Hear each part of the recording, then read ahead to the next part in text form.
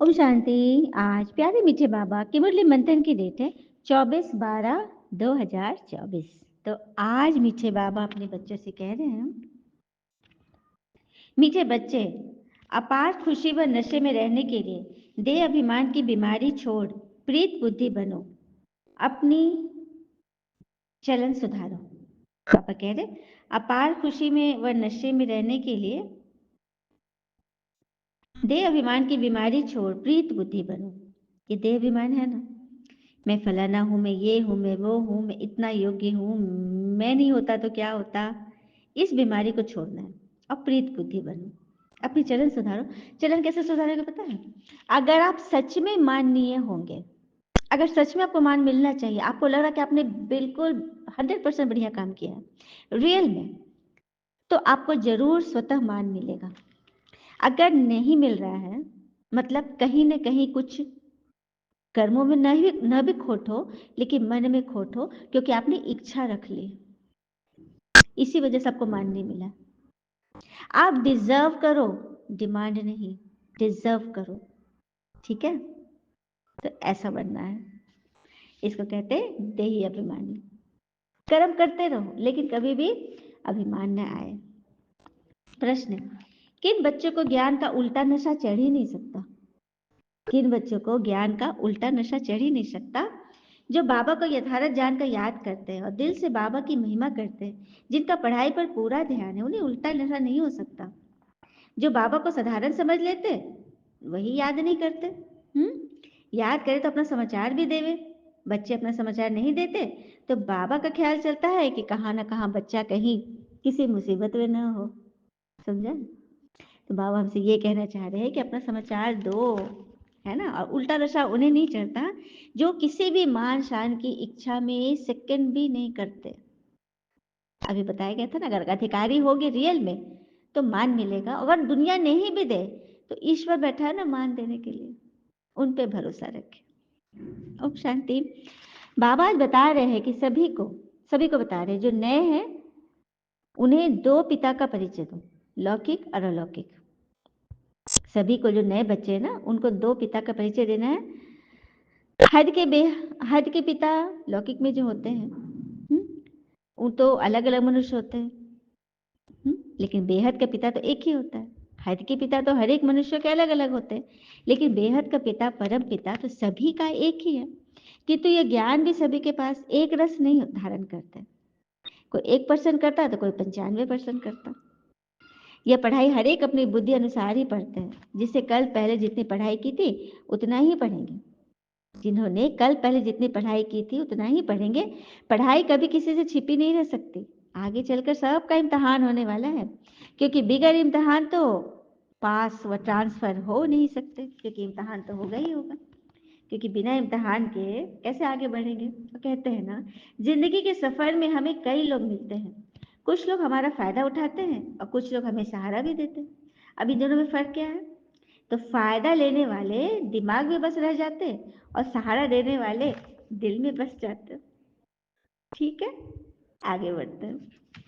फिर बाबा कह रहे हैं, इम्तहान तो जरूर होगा, ट्रांसफर तभी तो हो सकेंगे। ये सब पिछाड़ी में मालूम पड़ जाता है कि कौन कौन किस पद के लायक है। भले बाबा जब पूछते व बोलते हाथ उठाओ, तो आजू बाजू अगल बगल देखते हैं और हाथ उठा देते, क्योंकि लज्जा आएगी ना कि हमने हाथ नहीं उठाया और सबों ने हाथ उठाया। ऐसा होता है ना। पर तो अंदर में तो सब समझते हैं कि हम कितने लायक हैं, कितना पढ़े हैं और कौन सा पद पाएंगे, सबको पता रहता है। फिर भी हाथ उठाना भी अज्ञानी है ना। अपने आप को देखिए, बाबा जब ये बोलते हैं कि आपको ये करना है तब हाथ उठा दो सके, लेकिन आपने कितना किया है अब तक, वर्षा कितना परसेंट है, उसमें सब हाथ उठा दे, तो ये तो गलत है ना, ये तो अज्ञान है ना। यही बाबा आज बता रहे, ठीक है। फिर बाबा कहते हैं,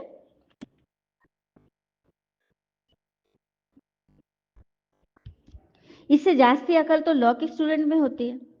ब्राह्मण बच्चों से जास्ती अकल लौकिक स्टूडेंट में होती है, जो बिना मतलब हाथ नहीं उठाते कि हम थोड़े ना स्कॉलरशिप लेने वाले हैं या पास विद ऑनर होंगे। यहाँ तो इतनी अकल ही नहीं है। भले आए हैं देवता बनने, मगर चलन भी तो चाहिए। इसी पर बाबा कहते हैं, विनाश काले विपरीत बुद्धि, क्योंकि कायदे से बाबा से प्रीत नहीं रखते। विनाश काल तो आ चुका है, लेकिन अभी भी विपरीत बुद्धि है। बाबा का बनकर भी नियम पे नहीं चल रहे, बाबा तुलना करेगी। इससे अच्छा तो लौकिक दुनिया में जो स्कूल में पढ़ते वो बच्चे हैं, वो कभी हाथ नहीं उठाएंगे, क्योंकि उनको पता है कि हम कितने पानी में हैं। ठीक है। फिर बाबा ने समझाई कि मुझे याद करना तो गुप्त बात है, पर पढ़ाई तो गुप्त नहीं है ना। तभी तो उसमें नंबरवार होते हो। एक जैसा थोड़ी ना कोई पढ़ सके, परंतु कई है जो ऐसे बेहद के बाबा को 3-3 4-4 मास याद नहीं करते। सुना, बाबा रिपोर्ट दे रहे, 3-3 4-4 मास याद नहीं करते। बाबा को पत्र भी नहीं लिखते कि बाबा मैं कैसे चल रहा हूँ, रही हूँ, क्या क्या सेवा करती हूँ, करता हूँ, क्या क्या हुआ मेरे साथ। तो बाबा को फिक्र होती है कहीं बच्चा मूर्छित ना हो जाए, किसी का शरीर तो नहीं छूटा। हाँ? कोई तो बाबा को, लेकिन कोई बच्चे हैं जो रोजाना लिखते हैं। हाँ? उसमें एक बहुत प्यारी बच्ची है जो रोजाना एकदम नियम से बाबा को लेटर, चाहे कितना भी व्यस्त हो, समाचार लिखती है। तो ऐसे बच्चे पर बाबा फिदा हो जाते हैं। हम्म? और जो खत लिखते हैं तो बाबा को समझ में आता है कि चलो बच्चा मेरा जिंदा है, हमारा अच्छे से चल रहा है।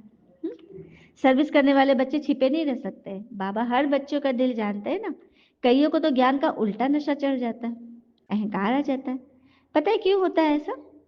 क्योंकि उन्होंने ज्ञान को ना दिमागी स्तर पर लिखा होता है, दिमागी स्तर पर ले लिया होता है, अंतरात्मा में उतारा ही नहीं, धारणा नहीं किया।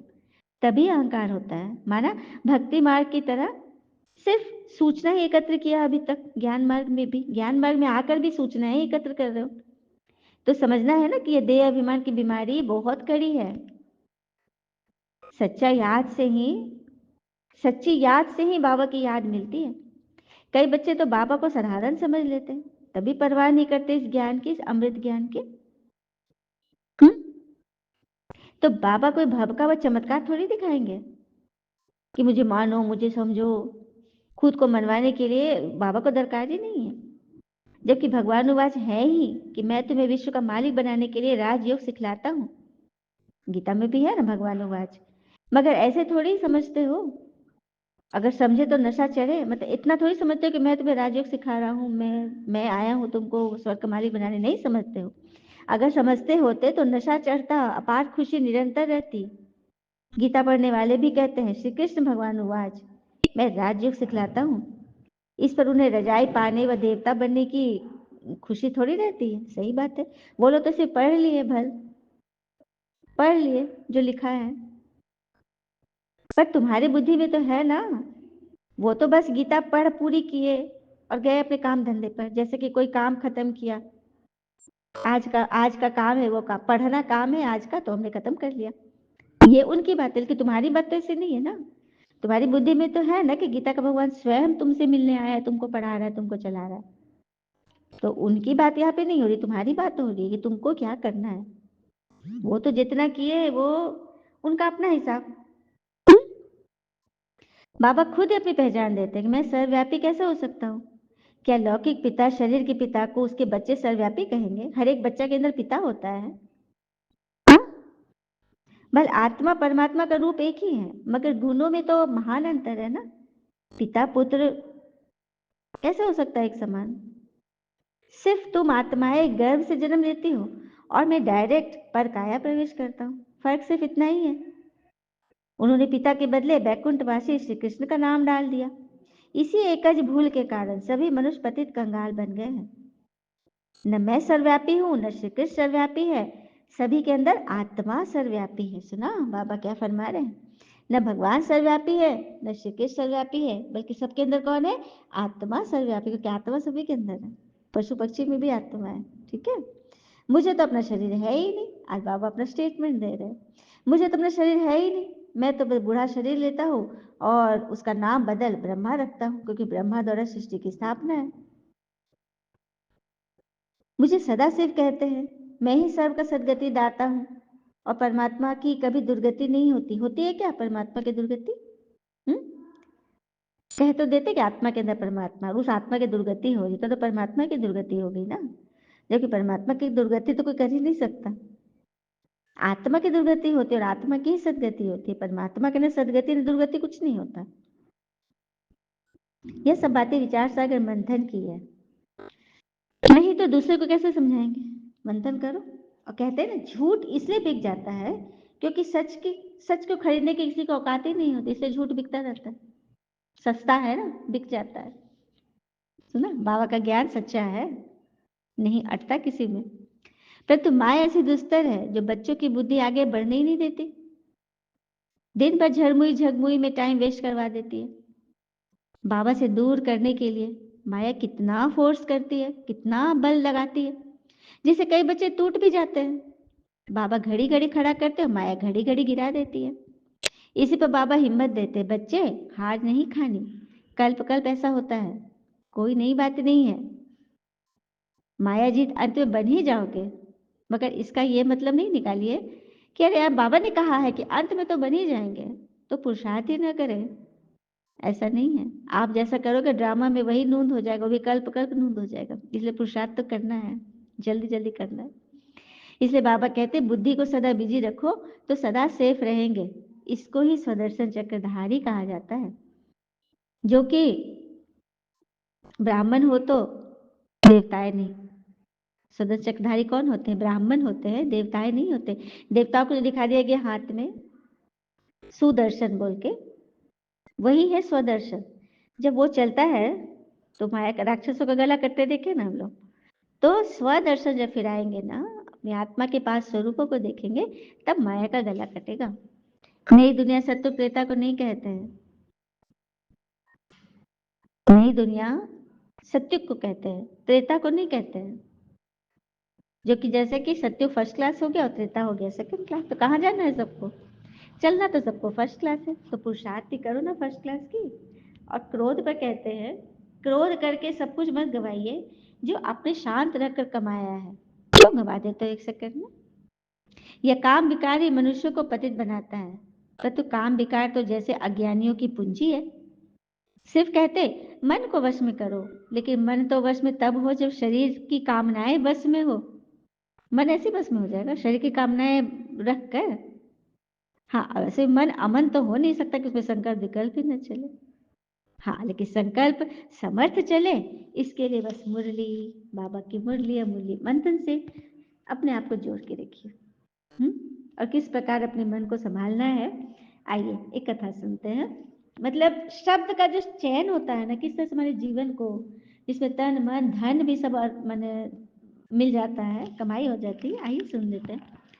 बस में एक आदमी संतरे बेचा करता था और समझाता भी रहता था, किसी का गला खुश्क हो तो संतरे खाओ, विटामिन सी है, बहुत तरह की इसकी मतलब विशेषताएं बतलाता था और खूब अच्छे से बेच लेता था। और वो जो हाक लगाता था, यही हाक लगाता था, संतरे ले लो संतरे ले लो, खूब अच्छा से बोलता था और आगे चल देता था। किसी किसी का होता है ना बड़ा टिपिकल टाइप का बोल, जैसे बादाम बेचने वाला या फल बेचने, आलू ले लो आलू, कितना टिपिकल टिपिकल साउंड निकालता है ना, जिससे कि कान को मतलब लगता है कि अरे क्या चीज है, लोग उत्सुकता से देखते हैं फिर खरीद भी लेते हैं। होता है ना ऐसा। एक मुझे याद है, कहीं ट्रेन में की कहा मैंने सुना था, बोलता था ना, खराब से खराब चाय ले लो, खराब से खराब चाय ले लो। तो हुआ ना आज यूनिक चीज, तो लोग उसकी खूब चाय की बिक्री होती थी। तो उसी तरह से वो संतरे वाला भी, मतलब शब्द को मतलब किस तरह से हम आकर्षित करते हैं, वो बात बता रही थी। तो वो ऐसे ही बेचता था। एक दिन उससे एक बुजुर्ग ने रोक कर पूछा, भाई तेरा नाम क्या है और कितना कमा लेते हो सारे दिन? संतरे वाला बोला, चाचा मेरा नाम तो गुरुदास है, लेकिन सारे लोग मुझे गुरु गुरु कहते हैं और तकरीबन 5-6 रुपये मिल जाते हैं मुझे और परिवार का गुजारा हो जाता है। और क्या चाहिए? और पहले के जमाने की बात हुई, 5-6 रुपये नहीं, समझिएगा 500-600 हो जाते थे उसके। बुजुर्ग बोला, भाई वाह मजा आ गया, गुरदास तुम हाक तो बहुत अच्छा लगाते हो, संतरे ले लो संतरे ले लो। गुरदास बोला, जी हाँ, होता तो कुछ ऐसा ही है। बुजुर्ग सलाह दी, आज से मैं जो तुमको शब्द बोलूं वैसा लगाओगे? तो हाँ जी बताइए। अब बोलना, गुरु दे संग तरे, गुरु दे संग तरे, गुरु इसका नाम था और वो संतरे बेच रहा है। संग तरे वाला बोला, जी साहब आज से मैं ऐसा ही हॉक लगाया करूंगा। हाँ, गुरु दे संग तरे, गुरु दे संग तरे, कहता हुआ आगे बढ़ गया। अगले कुछ दिनों में उससे 3 गुना आमदनी होने लगी, बहुत खुश था। वो बुजुर्ग की तलाश में लग गया। एक दिन वो बुजुर्ग उसे फिर किसी बस उतरते हुए दिखे, उनके पास जाकर बोला, चरण वंदन की और बोला अपनी बढ़ती आय के बारे में। चाचा जी, आपने जो बोला वो हॉक लगाते हुए मुझे बहुत कमाई हो गया। तो बुजुर्ग मुझे क्या हक लगाते थे? गुरुदेव संग तरे, गुरुदेव संग तरे, आपने जो सिखाया था। तो बुजुर्ग ने कहा कि आज से तुम यही बोलना। तो बोला लेकिन इसका अर्थ क्या है, क्यों ऐसा हुआ? तो बोला पता है, तुम गुरुदेव संग तरे अर्थात गुरु का संगत से जीवन तरे, गुरु के संगत से जीवन तरे। तो आप तुम अच्छे अच्छे जब वर्ड बोल रहे हो तो सबको आकर्षित कर रहे थे, जिस वजह से तुम्हारा माल बिकने लगा, तेरा नाम हो गया। सुना? तो बस वही बात है।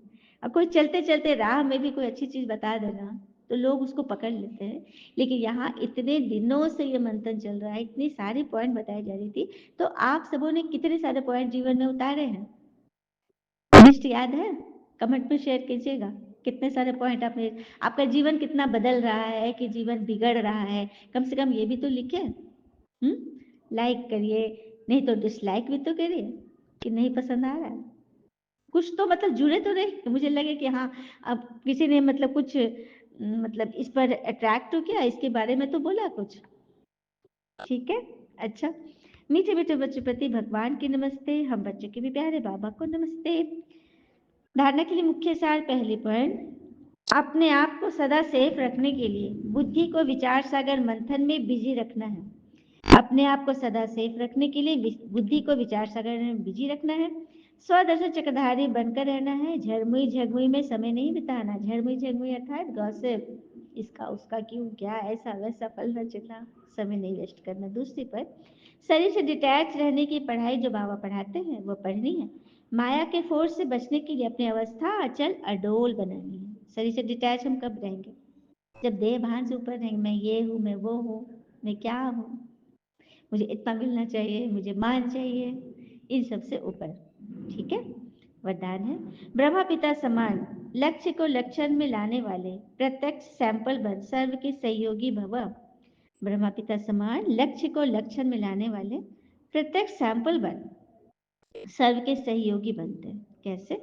जैसे ब्रह्मा पिता ने स्वयं को निमित्त एग्जाम्पल बनाया, सदा यह लक्ष्य लक्षण में लाए कि जो ओटे सो अर्जुन, इसी में नंबर 1 बने। जो ओटे सो अर्जुन, जो घोटेगा वही बनेगा। तो ज्ञान को जो घोटेगा, जो जितना विचार सागर मंथन करेगा उतना वो क्या बनेगा? मक्खन बनेगा। तो कर्म द्वारा सदा स्वयं के जीवन को गुण मूर्त बनाओ। प्रत्येक सैंपल बन औरों को सहज गुण धारण कराओ, सहयोग दो, तब बनोगे ब्रह्मा पिता समान सैंपल। तो बनना है ना। और सत्य ज्ञान वो है जो दिल में समाता है, जिसे हृदय चक्र खुल जाता है। जिससे शास्त्रों का ज्ञान दिल में नहीं समाता, दिमाग में ज्यादा अटता, तो उसे अहंकार बढ़ जाता, और जब उनकी बात करती तो उनके अहम को ठेस लगती है। सुना? क्योंकि वो आत्मा में नहीं उतर रही ना, आत्मा धारण नहीं कर पाई, तो वो दिमाग तक ही रह जा रहा ना। कल बाबा ने बोला था, शास्त्रों से तो वेद शास्त्र पढ़ने से और ही बिगड़ रहे, सुधरते नहीं है। क्यों? क्योंकि वो बातें से दिमाग तक रह गई, याद रह गई, अंदर आत्मा में नहीं गई, धारण नहीं हुई। और उस दिमाग में अगर कोई कुछ बोलता है, अपनी बात, उसकी बात के अगेंस्ट कुछ बोला, तो उनको लगता है कि अरे इसके विरुद्ध कुछ बात हो रहा है, तो उनको बड़ा जोर से लगता है, अहम को ठेस लगती, क्योंकि वो ज्ञान सिर्फ दिमाग में है। ठीक है। और सच्चा मन किसे कहते हैं? हम लोग सच्चे मन से भगवान को याद करना। सच्चा मन क्या होता है पता है? अपने को आत्मा समझना ही सच्चा मन है। क्या दुखी लोग सच्चे मन से भगवान को उस समय पुकारते नहीं है? मंदिर में सच्चे मन से नहीं पुकार रहे, लेकिन फिर भी वो सच्चा नहीं है, क्योंकि आत्मा समझ के नहीं पुकार रहे, शरीर समझ के पुकार रहे। इसलिए सच्चे मन की फरियाद बाबा सुनते हैं। ये शरीर से जो निकालते हैं ना पुकार, वो झूठ हो जाता है, क्योंकि शरीर ही विनाशी है, आत्मा विनाशी है। समझ में आ रहा है? तो शरीर की पूर्ति के लिए लौकिक कामना करना झूठ है। सच्चाई सीखो। सच पिता मिला है ना, सत्य पिता, तो आत्मा में टिक कर उनसे बात करो, धारण करके। यही बाबा कहते हैं, गुण मूर्त बनो। स्लोगन है, सर्व की निराशाओं का अंधकार दूर करने वाले ही कुल दीपक है। जब सर्व की निराशाओं को दूर कौन करेगा? जो खुद को आत्मा समझेगा। आत्मा की ज्योति जिसकी तो जगमग जगमग जलती रहती होगी ना, अपनी वाणी से, मन से, वचन से, सबको भरने के लिए जो सदैव तैयार रहता है, वही तो सर के निराशाओं को दूर करने वाले कुल दीपक बनते हैं। तो सभी कुल दीपकों को दिल से बहुत बहुत बधाई और शुभकामनाएं। फर्स्ट क्लास वाली दुनिया कौन है? सतयुग में पहुंचने की सभी को अभी से बधाई हो, बधाई हो, बधाई हो। ओम शांति। शुक्रिया बाबा, शुक्रिया बच्चे।